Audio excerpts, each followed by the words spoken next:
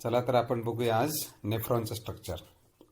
कालच्या व्हिडिओमध्ये आपण एलएस ऑफ किडनी बघितलं होतं. 1 मिनिटामध्ये आपण याला रिवाइज करूया आणि मग पुढे जाऊया.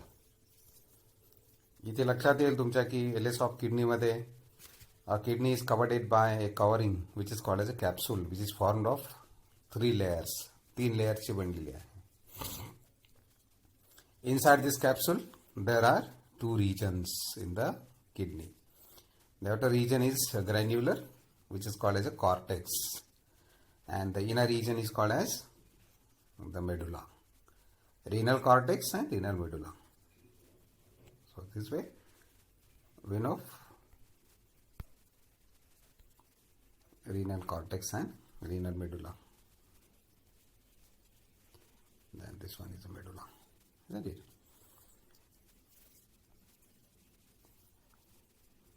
Important thing is that the medulla is consisting of conical pyramids, and in between these pyramids the cortex extends, and these extensions of the cortex, or it continues in between the pyramids.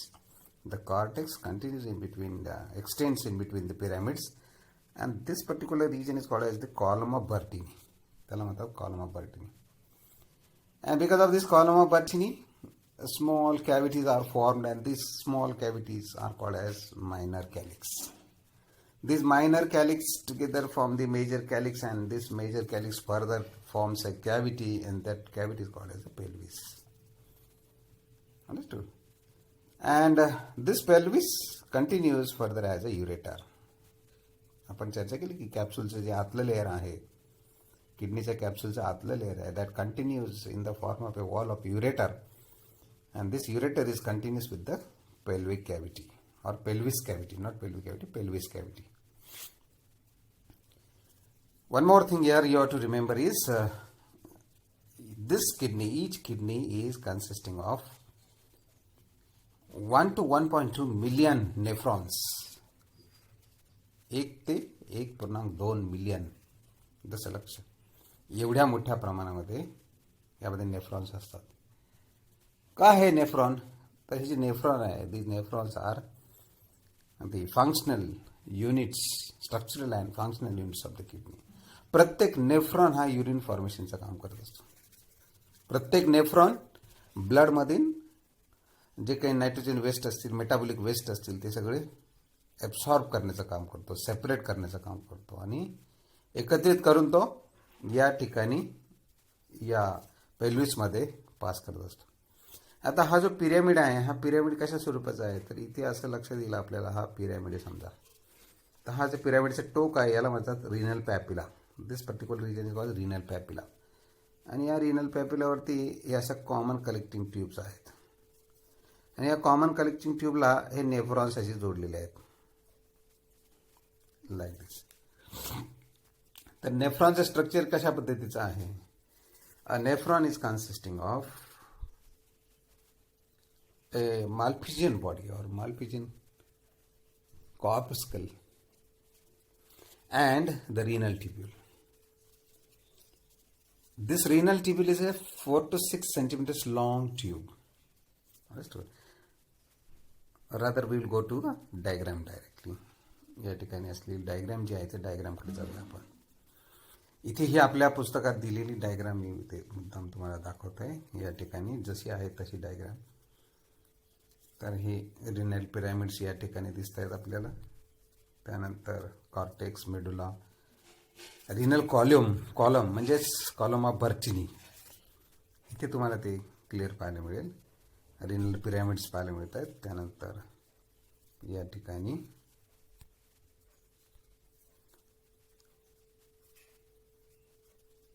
Column of Bertini, renal pyramid, ureter, pelvis, major and minor calyx, and this renal papilla of the pyramid.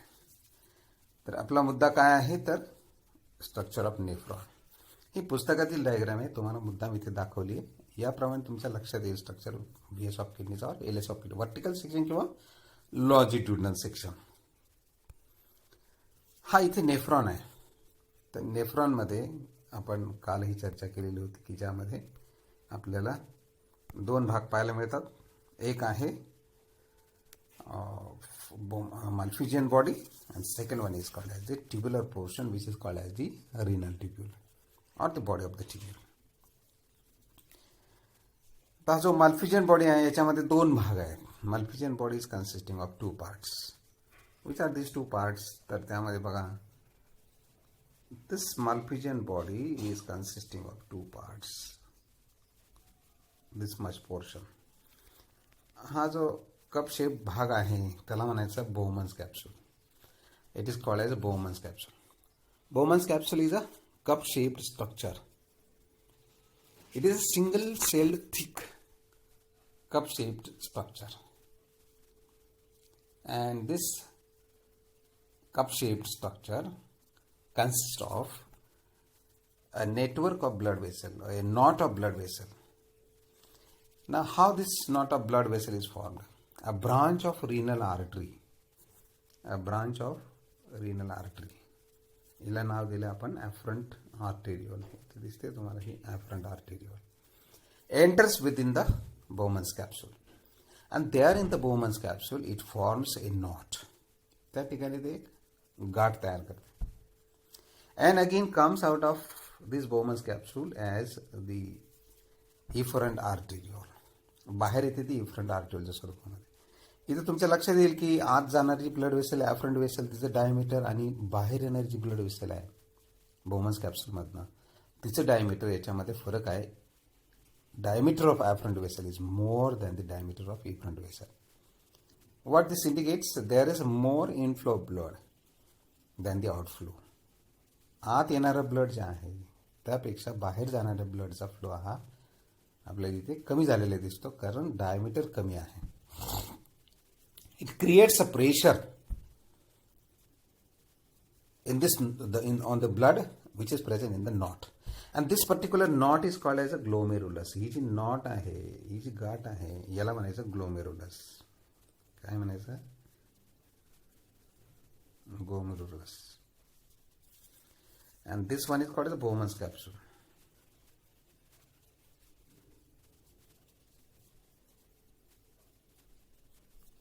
Bowman's capsule. असे दोन भाग आहेत. एक हा Bowman's capsule आणि हे दुसरं glomerulus.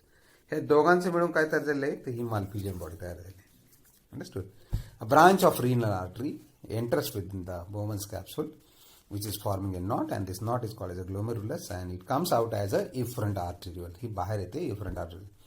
म्हणजे तुमच्या लक्षात येईल की पहा इथे या ठिकाणी एका किडनीमध्ये 1 मिलियन एवढे नेफ्रॉन्स आहे, म्हणजे एवढ्या ब्रांचेस त्या रिनल आर्टरीच्या आहेत. तुम्हाला आठवतंय का आपण एक्सरे सिस्टीममध्ये डायग्राम जी काढली, त्यामध्ये डायग्राम जी दाखवली पाहिली तुम्ही, त्या डायग्राममध्ये पाहिलं की आपण एओर्टाची ब्रांच खाली येते आणि तिला प्रत्येक ब्रांच एओर्टाची ब्रांच खाली येऊन प्रत्येक किडनीला ब्रांच सप्लाय होते, तिला म्हटले रिनल आर्टरी. आणि ही रिनल आर्टरी ज्यावेळेला किडनीमध्ये प्रवेश करेल त्यावेळेला ह्या किडनीमध्ये या ठिकाणी आपल्याला एवढ्या 1 मिलियन एवढ्या ब्रांचेस झालेले पाहिजे. Each branch is supply to each nephron. प्रत्येक नेफ्रॉनला एक ब्रांच अशा प्रकारे सप्लाय झालेली दिसते. तर हा पहिला भाग आहे Malpighian बॉडी. आणि Malpighian बॉडीचं जे डायमीटर दिलेलं आहे त्याच्यामध्ये 200 मायक्रॉन्स एवढं त्याचं डायमीटर आहे. Understood? The diameter of the Malpighian body is 200 microns. Okay. And inside this Bowman's capsule there is the glomerulus. Bowman's capsule and glomerulus together is named as a Malpighian body or renal capsule. काय म्हणले त्याला? Sorry no capsule but renal corpuscle. काय म्हणले त्याला? Renal corpuscle. त्या पद्धतीने हा पहिला भाग हा झाला. This is what first part of the nephron. आता उरलेला जो भाग आहे हा उरलेला भाग म्हणजे काय आहे? This particular region, this part, it is called as the renal tubule. काय म्हणतात त्याला? रिनल ट्यूब्यूल किंवा body of tubule. It is also called as body of tubule. Understood? तर बॉडी ऑफ ट्यूब्यूलमध्ये काय काय मग या ठिकाणी the body of tubule is consisting. आता बघा हे Bowman's कॅप्सूल आणि या ठिकाणी ग्लोमेरुलस दोन्ही मिळून मालफिजियन बॉडी म्हणायचं. याच्या शेजारीच एक पहिलं टर्न आहे पहा, ट्युब्युलर फॉर्ममध्ये आहे, सगळी संपूर्ण 4 ते 5 सेंटीमीटर एवढ्या लांबीचा एक नेफ्रॉन आहे. आणि याच्यामध्ये इथे पहिलं एक कॉन्व्होल्युशन पाहायला मिळतं. This is what first convolution. This is called as proximal convolution tubule किंवा proximal convoluted tubule. This proximal convoluted tubule further goes downward in the cortex region. Sorry, in the medulla region. हा कुठे जातं? मेडुलामध्ये. इथे मी काल तुम्हाला सांगितलं होतं की हा जो भाग आहे अर्धा भाग म्हणजे मालफिजियन बॉडी, प्रॉक्सिमल कॉन्व्होल्युशन आणि हा एक डिस्टल कॉन्व्होल्युशन, हे सगळे भाग जे आहेत ते आहेत किडनीच्या कॉर्टेक्समध्ये. आणि हा जो हेनलेज लूप आहे, हा हेनलेज लूप आपल्याला पाहायला मिळतो मेडुलामध्ये. Henle's loop is lying in the medulla. As well as along with the Henle's loop there are the collecting duct. हे कलेक्टिंग डक्टला सगळे नेफ्रॉन जोडलेले आहेत बघा. हे ब्रांचिंग जे दिसते ते नेफ्रॉनचं ब्रांचिंग आहे. तर हा दुसरा भाग आहे, याला म्हणायचं renal tubule or body of the tubule. त्यामध्ये पहिला पार्ट एक proximal convolution, this what proximal convolution. दुसरा पार्ट आहे हेनलेज लूप. हा जो भाग आहे याला म्हणायचं Henle's loop. Understood? Henle's loop. आणि या हेनलेज लूपमध्ये हा जो आहे, this is what called as descending loop. This is what called as ascending loop. Descending loop and ascending loop. खाली आलेला भाग आणि त्याचा वरती गेलेला भाग. ह्या भागामध्ये पण तुमच्या लक्षात येईल पहा, इथे याचं जे डायमीटर आहे कमी आहे, वरती जे याचं थिकनेस जास्ती आहे पहा. ह्याचं थिकनेस कमी आहे, याचं थिकनेस जास्ती आहे. Okay, getting it?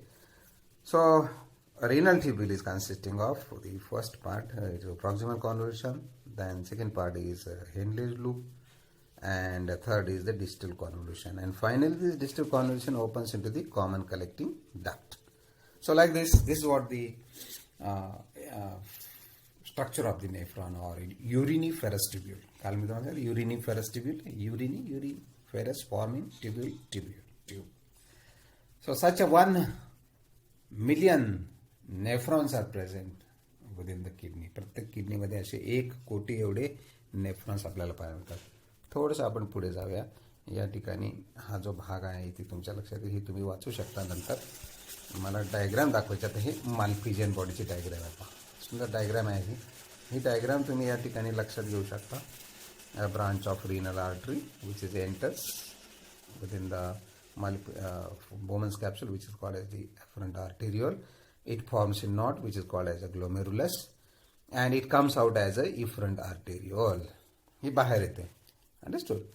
And this particular Bowman's capsule is having a single-celled thick layer, and inside the Bowman's capsule or the wall of the Bowman's capsule where the glomerulus is present, these cells are called as a specialized cells which are called as a podocyte cells.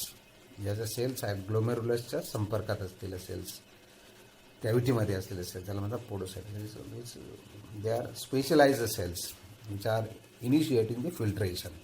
ज्या ठिकाणी आलेलं blood जे आहे त्या ब्लडचं filtration करण्याचं काम या ग्लोमेरुलसमध्ये केलं जातं. What ever the blood comes inside and it is goes outside. तर यातले बरेचसे घटक काय होतात, या ठिकाणी फिल्टर होतात. So most of the content of the blood are filtered over here, the first step of urine formation. आणि मग इथे पुढे आपल्याला दिलंय की या ठिकाणी हे परायटल लेअर आणि विसरेल बाहेरचं आवरण परायटल लेअर आहे या बोमन्स कॅप्सूलचं, आणि आतलं जे लेअर आहे त्याला विसरेल लेअर असं म्हणायचं आहे. त्यानंतर इथे ही कॅप्सूलची स्पेस आहे, and it further continues as the renal tubule, and this renal tubule, the first part is called a proximal convolution tubule. इथे लगेच त्याला म्हणता येणार नाही, पुढे जाऊन हे या पद्धतीनं असं एक कॉन्व्होल्युशन तयार करेल, and then it goes downwards as a Henle's loop. Understood? तर या पद्धतीने आपल्याला इथे सांगता येईल. So this what the Malpighian body. त्यानंतर आता हे एक स्ट्रक्चर आपल्याला रिनल ट्युब्यूलचं समजून घेण्यासाठी इथे मी तुम्हाला दाखवण्याचा उद्देश काय आहे, तर हे जे दिसतंय आपल्याला, तर यामध्ये हा जो भाग आहे, ही जी इफरंट आर्टेरियोल बाहेर आलेली आहे, ॲफरंट आर्टेरियोल इथे हे आहे दिसते आपल्याला आणि इफरंट आर्टेरियोल बाहेर जी आली, बाहेर आल्यानंतर काय करते, इथे नेटवर्क तयार करते. It forms a network around the body of the tubule. संपूर्ण ट्युब्यूलच्या भोवती काय करते, ती नेटवर्क तयार करते. And finally again unites together to form a venule. And this venule again joins with the renal vein. Renal वेनला ते जोडलेले आपल्याला पाहायला मिळतं. म्हणजे काय म्हणायचं, इथनं आलेलं जे ब्लड असेल ते ब्लड या ठिकाणी फिल्टर होईल. फिल्टर झाल्यानंतर फिल्ट्रेट जे आहे ते फिल्ट्रेट या नेफ्रॉनमधनं असं ट्रॅव्हल करेल आणि ते फायनली युरिन तयार होईल. आता उरलेलं जे ब्लड असेल ते ब्लड काय होईल, या ठिकाणी आजूबाजूची जी काही ब्लड व्हेसल आहे, नेटवर्क आहे, रेटिक्युलर नेटवर्क आहे, या नेटवर्कमधनं काय होईल, पास होईल आणि नंतर पुन्हा इथे या वेनमध्ये म्हणजे रिनल वेनमध्ये एंट्री करेल. Getting it. This I want to show you in this diagram. या डायग्राम तुम्हाला हे इथे लक्षात घेता येईल. And finally the urine which is formed is transferred into the common collecting duct. ही जी आहे ही काय आहे, कलेक्टिंग ट्यूब्यूल म्हणायचं याला, कलेक्टिंग ट्यूब्यूल. अंडरस्टूड. तर या पद्धतीने नेफ्रॉनचं स्ट्रक्चर हे तुम्हाला लक्षात घेता येईल. हे वारंवार बघा म्हणजे तुमच्या लक्षात येईल. आणि एकदा का तुम्हाला नेफ्रॉनचं स्ट्रक्चर कळालं की युरिन फॉर्मेशन कसं होतं हे तुम्हाला 100% लक्षात येईल. पुढच्या व्हिडिओमध्ये आपण युरिन फॉर्मेशन 3 स्टेप ज्या आहेत त्या आपण बघणार आहोत.